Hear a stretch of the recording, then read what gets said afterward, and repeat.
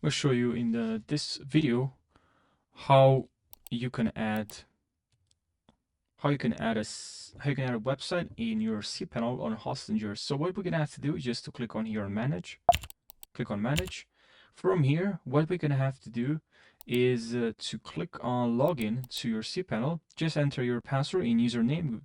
Your username is here. Your username gonna be able to find here, and the password you added. Then from here, if you go to domains, just click on domains here. From here now you have your main domain or the one or maybe don't have. Just click on new, create a new domain. And now just make sure you add you're gonna have, your domain, enter your domain, and just click on submit. And it's gonna ask you maybe specify a subdomain within the main domain. And yeah, I hope you found this helpful. If you have more questions, leave your questions down below. Thanks for watching, and take